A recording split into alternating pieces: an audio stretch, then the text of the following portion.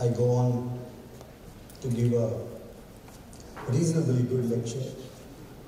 I'd like to thank today's Raja Rajendra garu. He was showing me, Mutyal Naid garu was showing a picture where Raja Rajendra garu has gifted something to Nannaya. So today you have gifted that to me. So I don't know who's playing which role, but you know, at least for this day you are Raja Rajendra and I am Nannaya.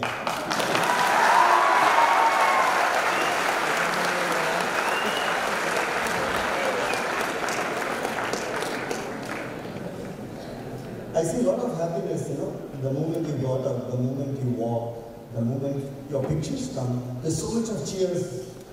I don't know what makes you so happy and what makes the kids also happy looking at you. Always be like that. I think smile is the best thing that we can really offer. It doesn't cost us. Well, thank you, sir. Thank you so much for inviting me. It's a pleasure. Telugu I'm also equally comfortable, but I would like to say certain things better in English than Telugu. With my Mathrubhasha, I'm really proud of it. I'm really sorry, but the flow that I get in English, I may not get in Telugu. So, and you can say different yasalo, sir. Godavari Jilla. Not different yasa.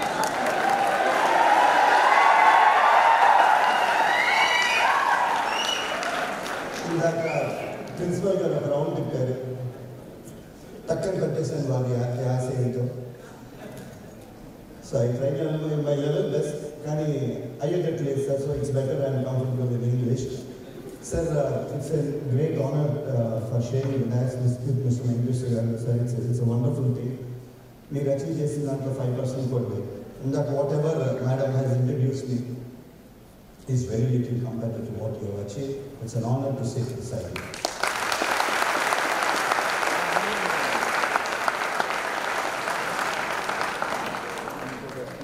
Munduga, it's a very happy sports day to all the wonderful people sitting here. And more importantly, it's a birthday of late Sri Dhyan Chand. Sorry sir, Dhyan Singh, according to you. Seriously, even I don't know that he was Dhyan Singh. It's a shame, but you reminded us and brought us to the ground actually. So we were actually flying in the air thinking that we know everything. So the reality is that we don't know everything. Well, I would like to say something on sports.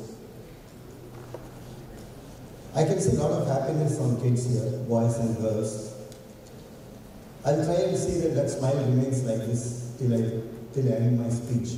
I'll definitely give some of the insights about Virat.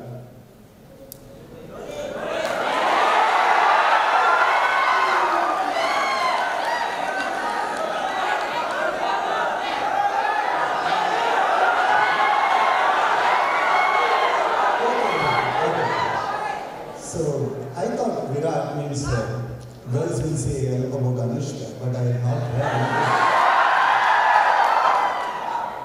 Well, I'll definitely tell about that also because last 1 month we were in England. You know, Anushka is always like that, you know, she's on and off the field, she's always like that. Well, sports is a field. I feel it's a practical laboratory which teaches us how to win and also how to be a good loser. It's very important to be a good loser to be a good winner. No success is achieved without failing. So I humbly request everybody to take up sport, some sport or the other, because you win again today. There is no guarantee that tomorrow you will be winning. So that's why I always say, sports is a practical laboratory that teaches you life skills. So it's my urge to all of you to take up sport in some form or the other, because life is big. Beyond education, we still need to lead another 60, 70 years of life, which will be taught only on the sports field. And I am 100% sure on that. Sir, I happen to be, I'm generally a traveler. I happen to be in England last 45 days, traveled to Cambridge University, traveled to Oxford University. There are many universities that I've gone to, King's College. What I realized is, they are not big buildings. They are not sophisticated infrastructure. But what is more important about these universities, which attract the best talent in the world, is their curriculum, is their program, is their research. That is the most key.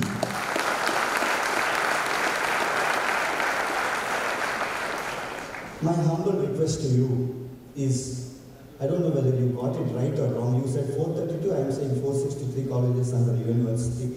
You said that some of the colleges are closed. So with 432 colleges, which is supposed to be one of the biggest universities, how much you can do research? This university should not be like any other university.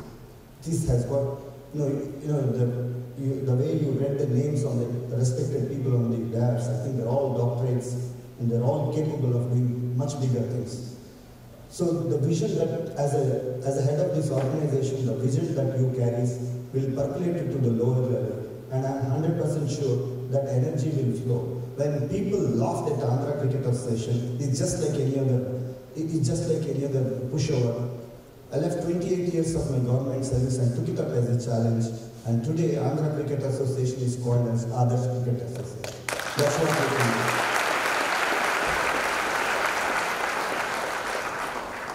When Loga Committee has come into picture, there are quite a few fraud associations because of which Loga Committee has come in.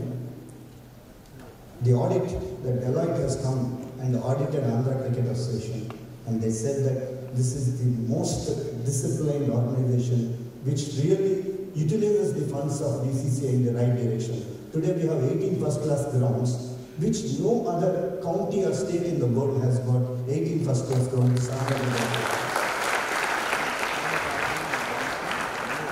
I feel it's not how big you are, or it's the size of your thinking that matters. It's the size of thinking. When I started playing cricket, people laughed at me. That what the hell is he going to do? More than my parents? My neighbors are more worried. They keep coming and telling my father, why are you leaving this fellow to the ground? Nobody has ever played from Andhra. Kids, I would like to tell that there should be a beginning for anything. History begins with some individual. I promised my father that someday I will definitely play for the country. And fortunately,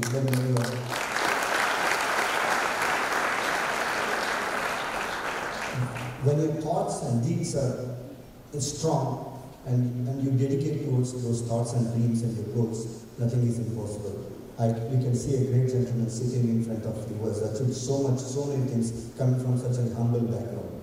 So nothing is impossible. More importantly, for people from Andhra, we have this culture of MSEC, we have this culture of engineering, we have this culture of medicine. The amount of effort, the sacrifice that we do, if you can put the same effort into any goals, chosen goals, I'm sure you'll be one of the best in the world, and I can guarantee you that.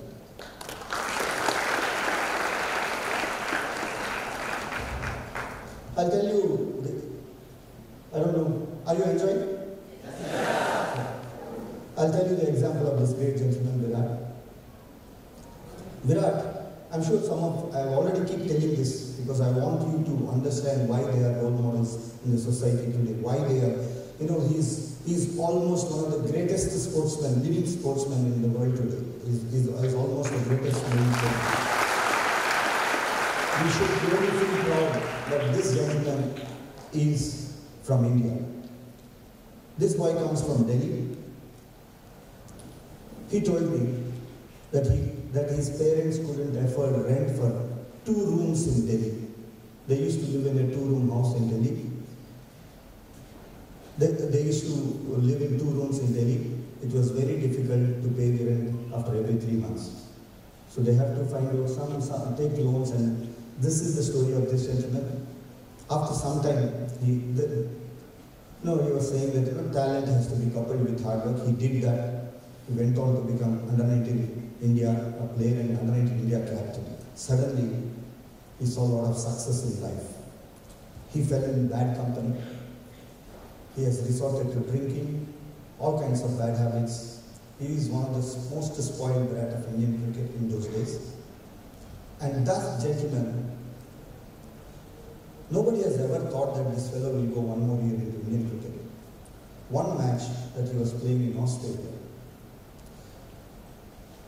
he got 170 or 180 against I think it's a Tri-Nation tournament. There is some spark that was ignited in his brain.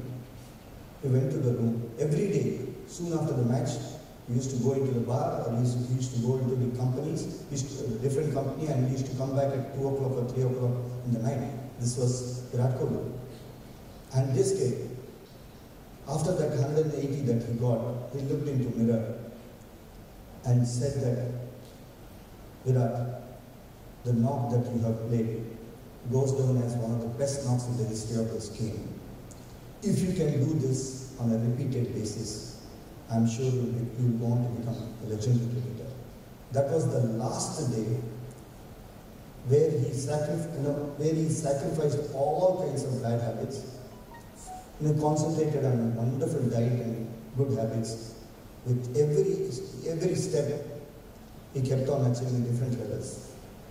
The moment he realized that he's got potential in him, he went to his house. He created his own kitchen in the first platform.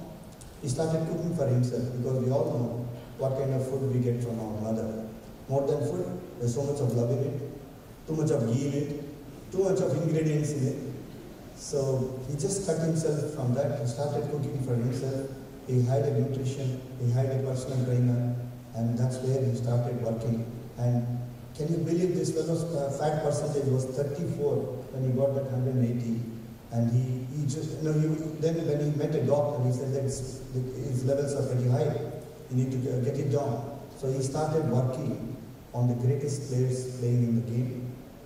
At least he started with Indian cricketers. He realized that Sachin, Saurav, Rahul, Lakshman are all getting old. So I need to break them within a year.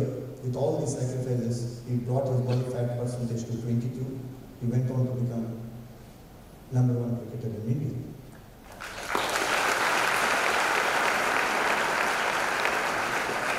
This is a story that he told me, because when I sat with him in Bangladesh, I realized that this fellow was looking very skinny, because we played together where he was like a goalkeeper.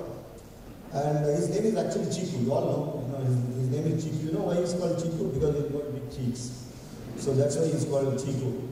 So he was like pumpkin right from early days. But see how the transformation can happen, what a person can achieve. So after that, so he was telling me this story. He came to my room and he was kept on telling me. I just asked him, what is that? I could see a lot of transformation here. Anna, I'll come to your room. And he came exactly at 7:30. He started telling me this story. Then after that, I said, oh, you achieved it. You become a #1 player. Then what? He said that it's not just about India. I've reset my goals. Goals are, remember kids, goals also have to be reset. Otherwise, nobody can get 100 centuries in an international cricket. With every century that Sachin got, he has reset his goals and achieved bigger heights. We need to keep readjusting our goals all the time in life. So the second thing that he set his goals a bit higher, and when it came to, again he started working on his diet, working on his training, the best fitness techniques that are available, best fitness trainers. In a span of another 1 year, became #1 cricketer in the world. He's ICC cricketer of the world.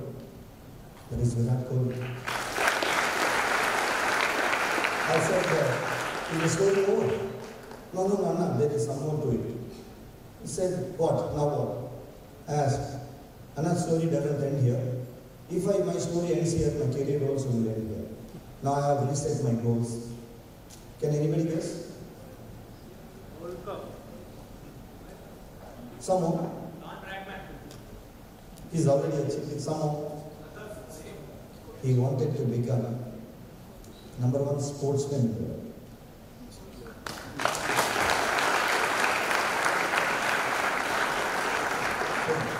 What's wrong with this guy?